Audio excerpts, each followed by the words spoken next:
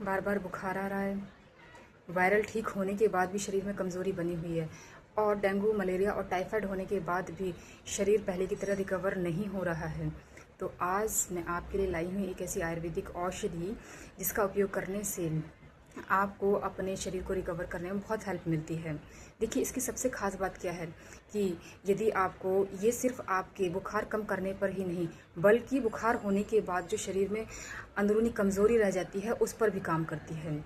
जी हाँ, अगर आपको भूख कम लग रही है, डाइजेशन कमज़ोर है या शरीर में दर्द बना हुआ है तो ये उस पर भी काम करती है। ये इसकी सबसे ख़ास बात है। जी हाँ, मैं बात कर रही हूँ अमृता रिस्ट की।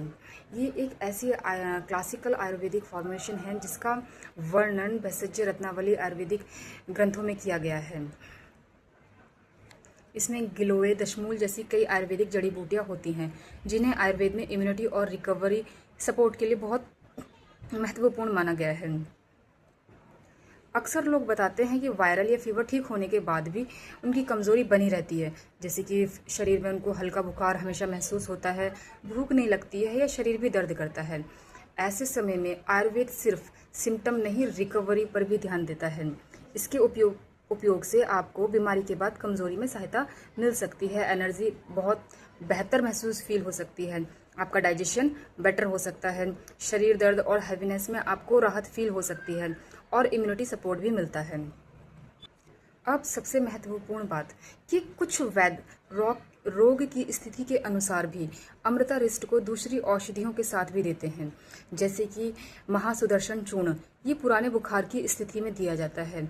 जब हमारा बुखार पुराने से हो जाता है और टूटने का नाम नहीं ले रहा होता है, उस स्थिति में हम महासुदर्शन चूर्ण का प्रयोग करते हैं। नंबर 2, अश्वगंधा। जब ज़्यादा ही कमज़ोरी और थकान फील होती है तब इसे अश्वगंधा को अमृता रिस्ट के साथ दिया जाता है। नंबर 3, कुटकी। इसे लीवर सपोर्ट के लिए दिया जाता है। लेकिन यहाँ ध्यान देने वाली बात यह है कि कोई भी कॉम्बिनेशन अपनी प्रकृति और समस्या के अनुसार ही लेना चाहिए, बिना वैद्य के इसे नहीं लेना चाहिए। अब बात करते हैं इसे लेने के तरीके की। तो इसे 15 से 20 ml बराबर मात्रा में पानी मिलाकर भोजन के बाद दिया जाता है। लेकिन बच्चों, प्रेग्नेंट महिलाओं या किसी को भी क्रॉनिक डिसीज़ वाले व्यक्ति को ये बिना सलाह के सेवन नहीं करना चाहिए। अगर आपको लंबे समय से कमज़ोरी, बार बार वायरल बुखार हो रहा है, रिकवरी में दिक्कत हो रही है, डाइजेशन की समस्या रहती है, तो किसी योग्य आयुर्वेद चिकित्सक की सलाह लेकर ही औषधि का सेवन करें। वीडियो अच्छी लगी हो तो इसे सेव करें, शेयर करें, क्योंकि मौसम बदल रहा है और सही जानकारी किसी के बहुत काम आ सकती है। Thank you.